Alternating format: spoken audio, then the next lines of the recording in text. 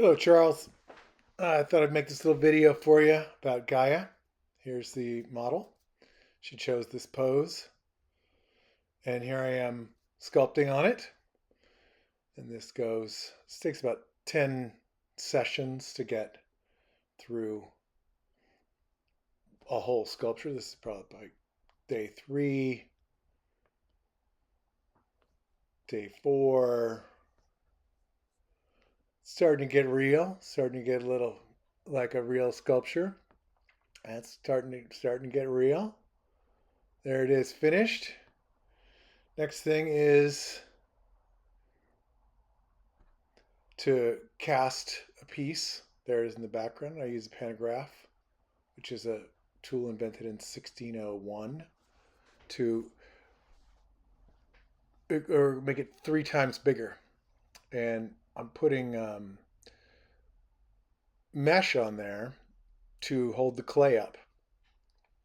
And it kind of looks like the sculpture itself, but that's how I figured out how to do this, was that people would see the old sculpture and go, wow, that's beautiful just the way it is without the clay. So this is me now re-sculpting it with more life, more intensity. Sort of have to exaggerate the shapes a little bit because when you make something that's basically transparent, it's hard to see details. So I exaggerate just a smidge. Here I am walking around. This is the only time I did this, so it's kind of bouncy, but it is the only one I have. Um, so the sculpture is basically finished shape-wise, and then I draw the texture, the lines onto it. This is the beginning of the mold process, and here I am putting each section of that mold on. This is a very time consuming. It takes about a month to do this whole thing. Um, it's made out of plaster, sort of plaster and fiberglass. It's much harder than regular plaster, and it's great for making what they call mother molds. So that's the strips of fiberglass on the side, and there's the whole mold complete. And then you got to take the mold off, and it's pretty destructive. The piece is going to dry out after this. Now we're looking at, I scanned that. So this is being able to look at the piece and the look at how to reference this in wood, because I was thinking about making this as a like a boat. I used to build boats. So this is a little model, 1/40th scale or 1/10th scale. It's 4 feet. It's going to be 40 feet. So they recommended that we do this, that we get this little mini version cut, and so that we could learn what kind of tools we would need to produce the big one. So here we are doing the big one. I figured out a few things, like how to hang them on this rack that I made, and we could start building it from there. We did different directions from the legs so that it would, and here we are putting slats, melamine, not melamine, it's, anyway, wooden slats over it, like a boat, like boat building. Um, it's this is the very beginning of it, and it seems to be going quite well. Um, this is people putting on the second layer, and look at that, beautiful representation. The reason why the color is different is because they're wet. I'm starting to put lines on it now, and that's just by eye from the clay. These things are based on having dots go in the dents and dots go in the peaks. And now we've put all the metal on.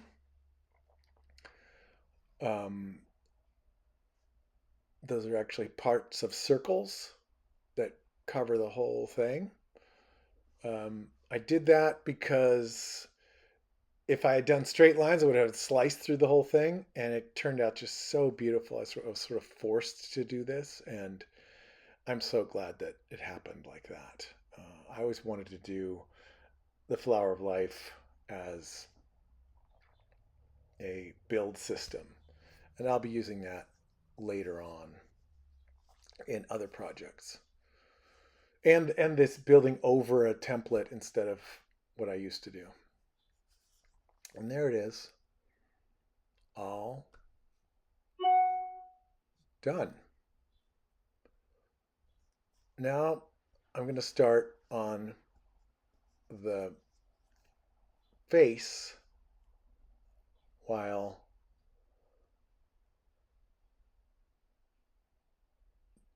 they start taking the wood out of the middle.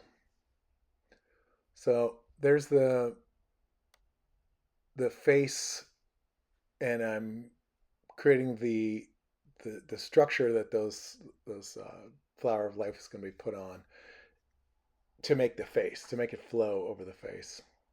And here I am using the pantograph to create basically a structure just to hold the finer detail that will create the face itself.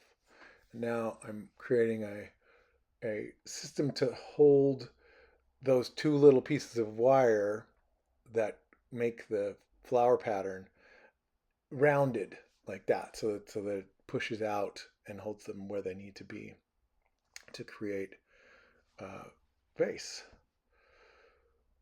This is more working on the other side. I have the sculpture full tilted behind it in basically the same way, so I can sort of reference also the two faces, the bigger one and the smaller one. And this took about 6 weeks to build the face alone.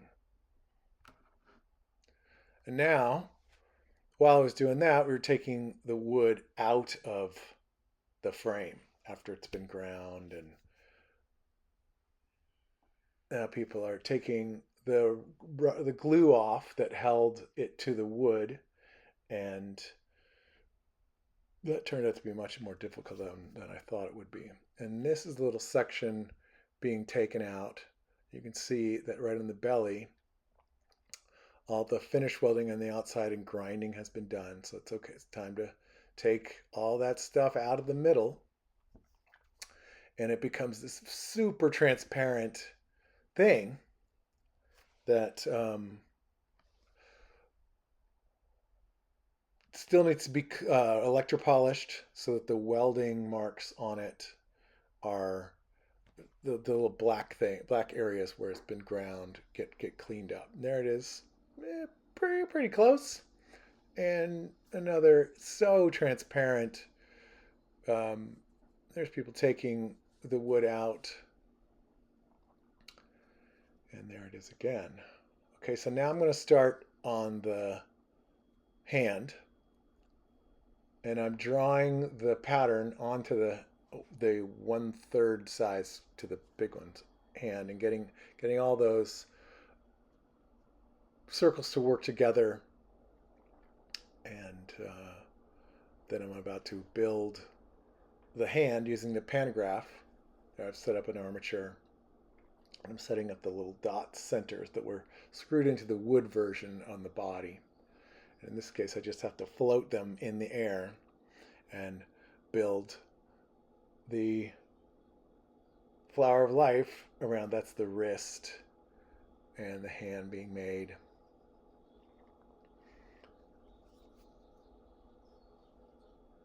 It's really starting to work.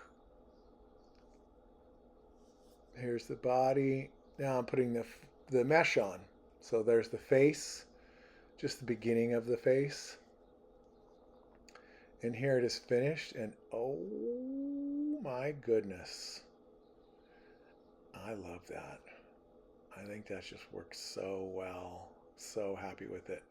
Just thrilled with the detail and the vibe. Okay, so now I put the mesh on the body. This took about 5 months. It's very time consuming. Drives you a little nuts. I used a cheaper mesh to create patterns to be able to do this. And these black lines on the outside are me drawing the pattern on the metal and then cutting along this swooping edge. So you see the pattern flows along the edge of the thing. Then we clean off all that black markers from the inside.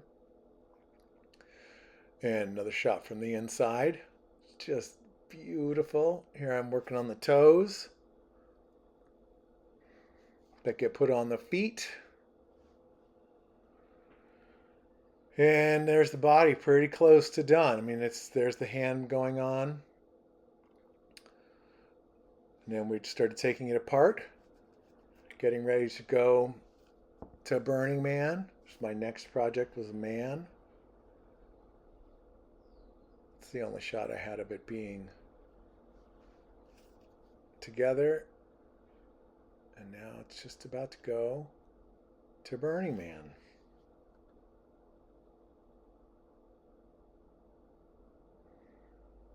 And here it is, with light behind you, with light coming through a little bit. This is a video of the installation at 14th and Van Ness in San Francisco. They did a beautiful job with a drone to see it placed in the location that it is in at the moment. And there are these beautiful,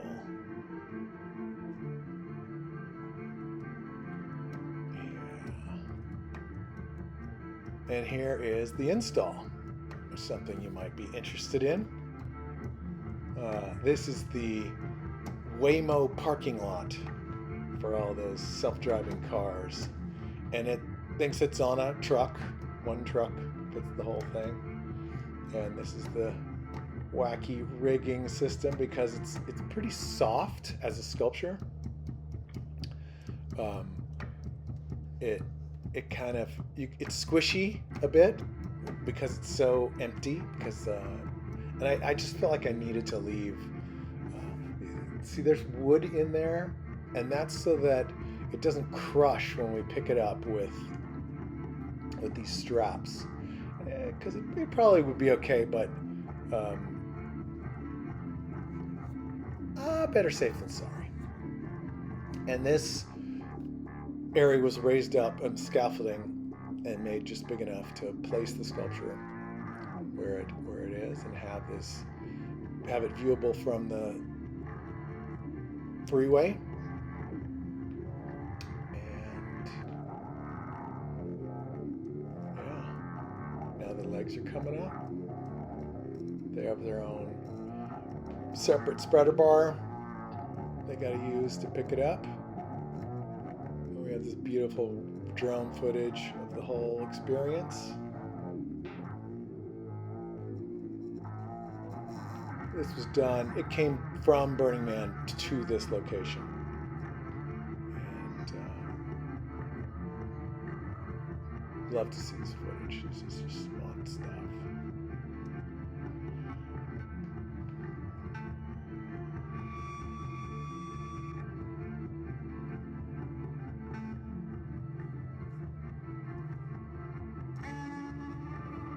Those two seams line right up and are bolted together. That's a door in her shoulder blade. And here's the top of her head. And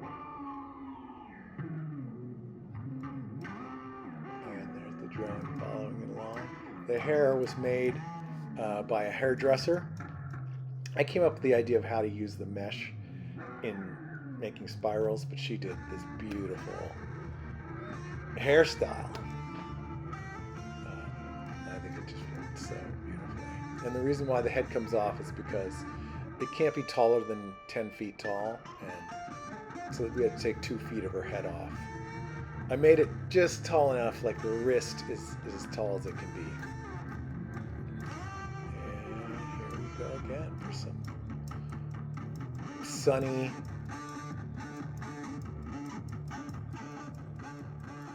beautiful, if I do say so myself. Very happy with this. So thank you for watching.